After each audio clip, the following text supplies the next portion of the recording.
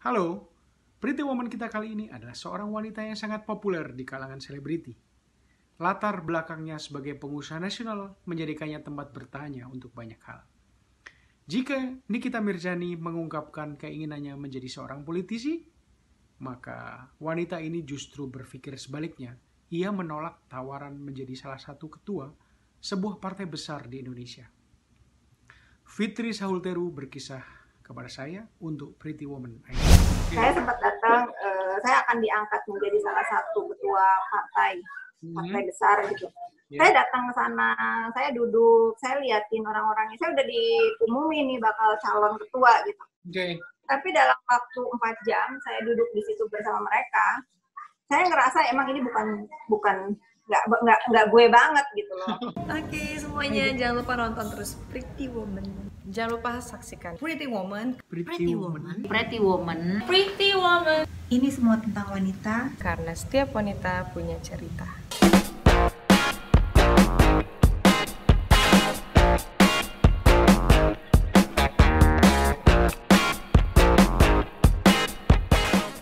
Guys, jangan lupa ya buat di subscribe, like, dan komen.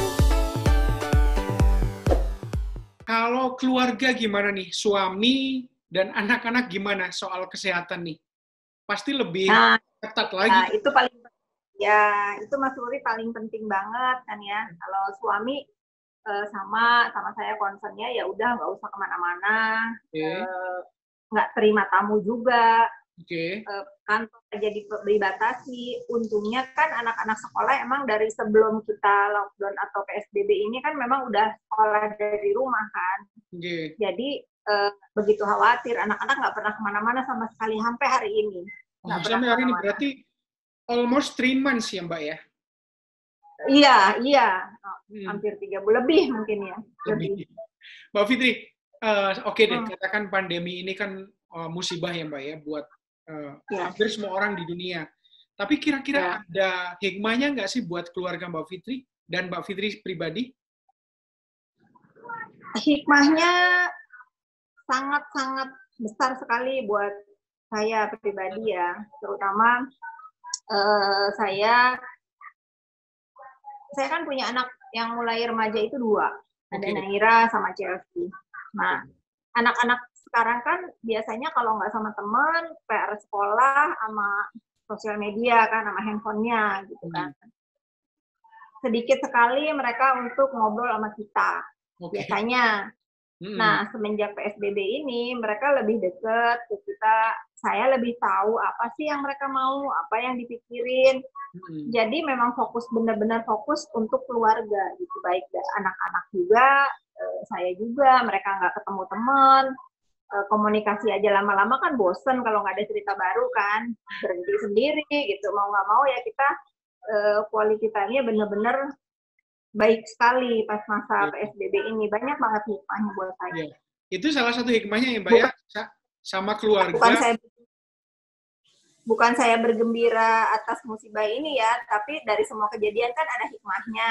Betul. Memang sedih keadaannya seperti ini, tapi untuk keluarga saya ada hikmahnya banget. Kalau keluarga besar yang di Bandung, sehat semua, Mbak? Alhamdulillah sehat, semua sehat. Alhamdulillah. Udah Oke. lama nggak ketemu, tapi kan untungnya sekarang ada ini ya, Ada ada Zoom. video call Iya, setiap saat kalau kangen kita bisa betul. teleponan. Lebaran kemarin juga begitu, video Iya, call ya. betul. Mbak kan punya 2 anak yang teenager nih, yang udah mulai remaja. Mereka udah mulai pacaran belum, Mbak? Belum sih, kalau yang satu yang Chelsea namanya ya mungkin udah mulai banyak yang ngedeketin kan, Oke. namanya udah 17 kan, tahun ini dia 17. Nah, Kalau yang nomor kedua, Naira, belum, karena dia tuh anaknya lebih, apa ya, bukan pemalu sih, lebih hati-hati gitu, karena saya dari oke. kecil sama dia bilang, harus benar dulu sekolah, karena kalau mulai pacaran nanti kamu jadi nggak konsen, Oke. belajarnya nggak konsen, sama semua nggak konsen, nanti bodoh. Jadi dia takut banget kalau dia mau ngedenger, lihat orang pacaran itu, dia selalu bilang, aku nggak mau nanti aku bodoh gitu. Masih gitu pikirannya ya. Iya.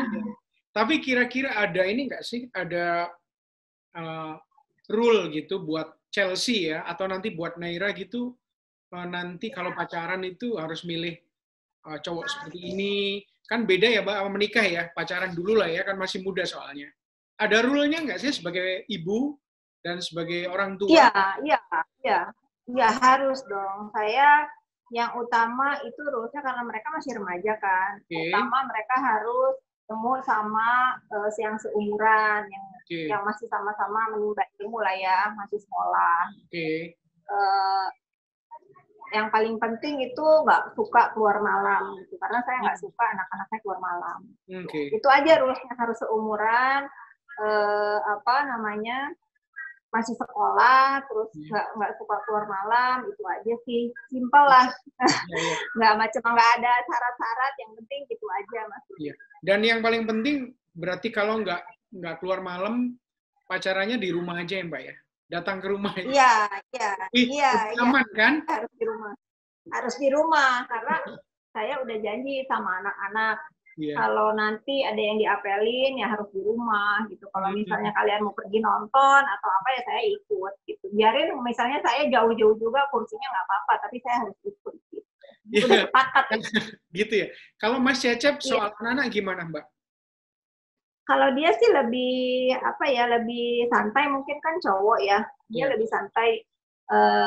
Ya mungkin karena dia juga orangnya nggak pernah ya dia tahulah, dia kan laki-laki pasti tahu kalau ini ada anak nakal, ini enggak. Jadi anak-anak saya pun udah tahu nih kalau mereka ngelihat temennya itu nakal pasti nggak berani dibawa ke rumah, karena pasti bapaknya tahu, oh ini anak nggak bener. Iya. Dia lebih punya feeling mana nih cowok bener, mana enggak, mana teman yang bener, mana yang enggak. Bapaknya lebih punya. Iya. Itu point of view laki-laki ya Mbak ya, soal pasti kan beda ya. Iya. Mbak Fitri kan sebenarnya udah jelasin yang tadi bahwa Mbak Fitri ini pebisnis, terus orang tuanya dari mana. Dulu bisa diceritain nggak sih saya pengen masa kecil Mbak Fitri kan katanya pindah-pindah ya. Lebih banyak di mana Mbak? Lebih banyak di mana? Karena orang perkebunan ya Mbak ya. Lebih banyak di Jawa Barat. Lebih banyak masa kecil ya. Iya, masa kecil. Lebih banyak di Jawa Barat. Kalau untuk nginget satu tempat nggak bisa selain Sukabumi. Sukabumi memang kan tempat tinggalnya ibu saya ya di sana. Ya kalau ditanya di mana sih sebetulnya menetapnya lama, nggak pernah lama Mas Uri menetap, selalu pindah-pindah. Pindah-pindah ya Mbak ya? Iya. Mbak Fitri ini anak keberapa dari berapa bersaudara Mbak Fitri? Anak ke-7 Mas, dari 8 bersaudara. Keluarga besar ya? Keluarga besar, iya. Masa kecil Mbak bisa diceritain nggak seperti apa? Masa kecil saya yang pasti tomboy ya, karena kan abang saya itu cuma 1 tahun umurnya beda sama saya kan. Sekarang udah almarhum, udah meninggal. Jadi main sama teman-teman abang saya. Saya nggak pernah punya teman yang perempuan gitu dari kecil. Dari kecil itu ya mainnya sama cowok-cowok. Makanya sekarang ke bawah kali ya, saya agak-agak sedikit tomboy katanya. Mainnya dari kecil sama cowok, sama temen-temennya abang. Kalau di keluarga, lakinya ada berapa Mbak? Laki-laki ada 2, sisanya perempuan. Perempuan ya, tapi Mbak sebenarnya sejak kecil justru lebih banyak main sama cowok ya? Ya, karena abang saya yang di atas saya bedanya cuma 1 tahun umurnya. Makanya jadi temen banget ya? Jadi teman, jadi sahabat, jadi teman berantem ya semuanya deh. Iya. SD, SMP, SMA di sekolah di satu tempat yang sama atau pindah-pindah Mbak? Pindah-pindah Mas Ruri. Pindah-pindah ya? SD saya nggak kehitung berapa kali pindah. SMA juga gitu. Saya bukan saya nggak pernah ngerasain sekolah itu kayak punya teman gitu, bisa tinggal lama. Makanya kalau ada teman-teman yang reuni, misalnya nih reuni SMP atau reuni SMA, saya ada teman-teman SMP. Cuman karena juga saya nggak terlalu fokus di satu tempat, itu lupa teman-temannya yang mana aja. Pertama kali pacaran usia berapa? Waduh, lupa. Yang pasti udah selesai SMA ya. Udah selesai SMA ya? Udah lebih matang ya usianya ya? Udah lebih mati ya, karena kakak saya pun kan orangnya galak ya. Wah, kalau ada cowok yang berani godain itu diberantemin dulu sama dia gitu. Jadi saya sebelum mau pacaran udah takut duluan, nanti pasti diberantemin gitu. Jadi males. Oke, dari usia 20-an, 30-an, 40-an, sebenarnya gini, kriteria cowok seperti apa yang dulu bisa meluluhkan hati Mbak Fitri ini? Kalau kriteria nggak ada ya, maksudnya saya punya tipe cowok seperti apa enggak, karena mungkin saya juga tipe pekerja kan, dari kecil saya memang dididiknya mandiri, dari begitu SMA pun saya udah mulai belajar bekerja, sama SMA juga udah gitu. Jadi kalau ditanya beda ya, kalau misalnya kita, karena saya nggak pernah pacaran sebenarnya, peralihan dari remaja dari ABG ke remaja, terus remaja ke dewasa gitu ya, saya nggak pernah ngerasain ngabisin waktu yang kayak orang-orang nangis, jatuh cinta, apa gitu, nggak ada. Karena memang udah pikirannya, saya harus kerja, ayah saya meninggal, terus saya juga harus, saya juga banyak keinginan gitu kan, saya juga nggak mau ngebebanin kakak-kakak saya. Jadi emang benar-benar hidup saya itu dihabisin untuk bekerja, untuk berpikir dari remaja saya memang sudah bekerja, ya. Jadi nggak ada yang nangis-nangis gara-gara putus cinta gitu, nggak ada Mas. Iya. Dan itu tercermin di sekarang ya Mbak ya, Mbak itu sangat fokus melakukan sesuatu ya? Iya, karena pengalaman sih yang ngajarin saya itu ya, apa-apa tuh kita harus fokus. Kalau kita mengerjakan sesuatu, saya sudah memulai, ya saya harus menyelesaikan. Tapi saya nggak pernah terlalu ambisi dan memaksakan diri. Begitu saya tahu, ini bukan bidang saya, ya saya harus mundur. Contohnya kemarin, beberapa waktu terakhir ini kan saya sering-sering dikejar-kejar tuh sama orang-orang partai lah, bergabung di partai B, partai C gitu. Karena ada satu yang giat banget ngejar saya, sampai akhirnya saya pertimbangkan gitu. Tapi saya udah tahu saya nggak mungkin bisa berpolitik di hidup saya. Saya sempat datang, saya akan diangkat menjadi salah satu ketua partai besar gitu. Saya datang ke sana, saya duduk, saya liatin orang-orangnya. Saya udah diumumin nih bakal calon ketua gitu. Tapi dalam waktu 4 jam saya duduk di situ bersama mereka, saya ngerasa emang ini bukan nggak gue banget gitu loh. Begitu. Iya. Begitu.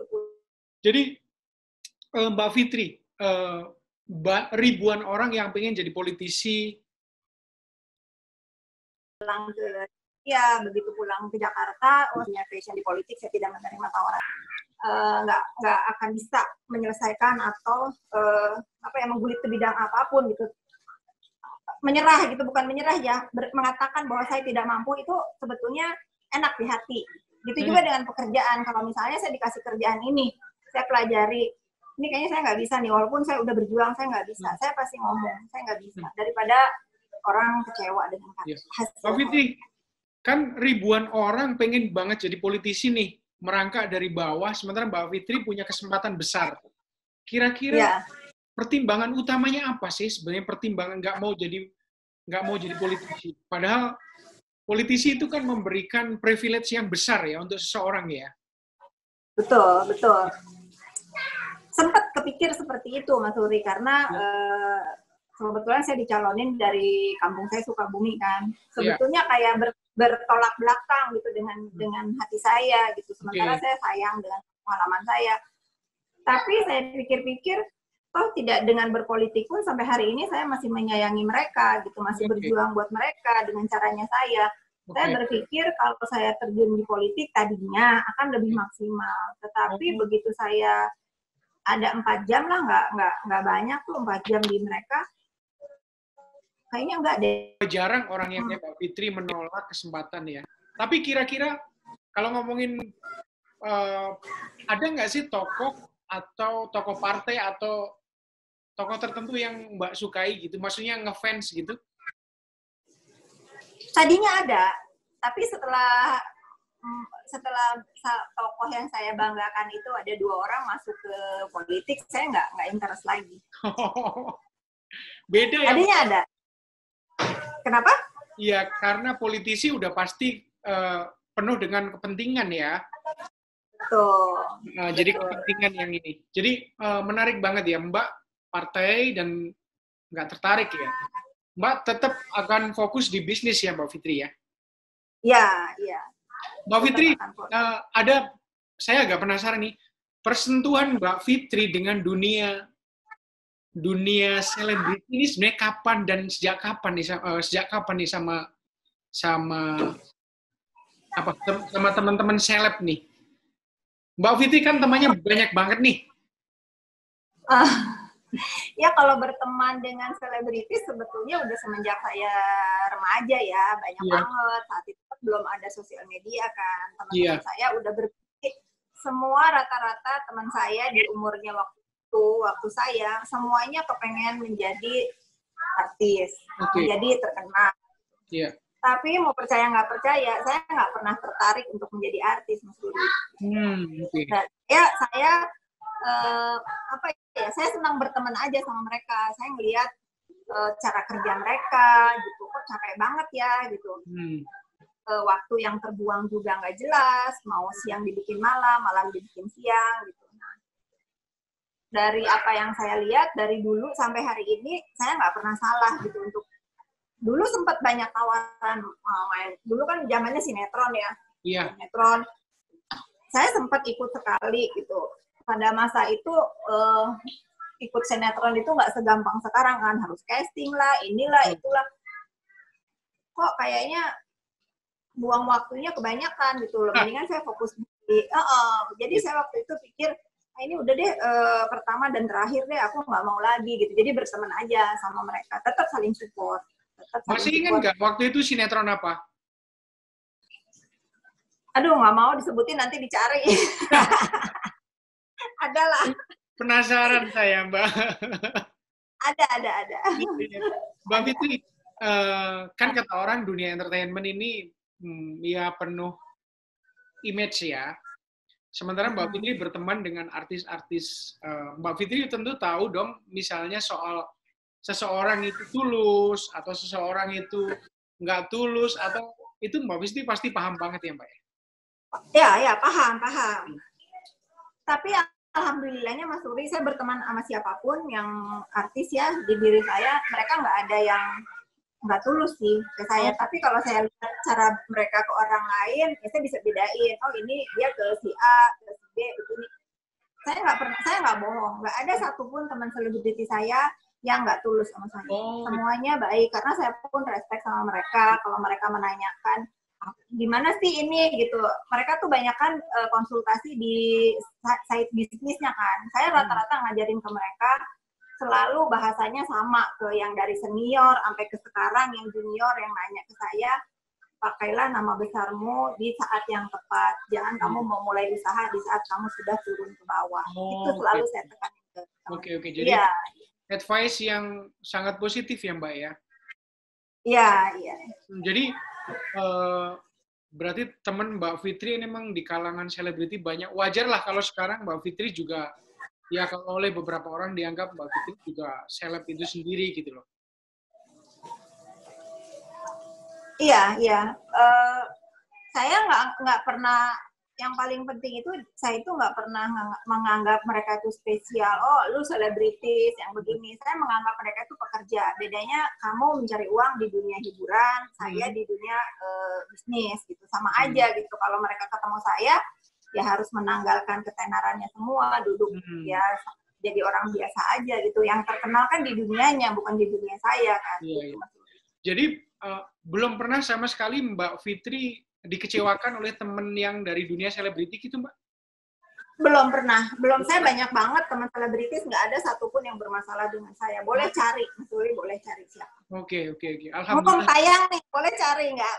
Saya nggak pernah berseteru dengan siapapun. Saya nggak pernah, apalagi berseteru dengan teman-teman artis, nggak pernah. Iya. Saya selalu memperlakukan mereka sama. Saya respect sama mereka, sayang juga sama mereka, bahkan Iya.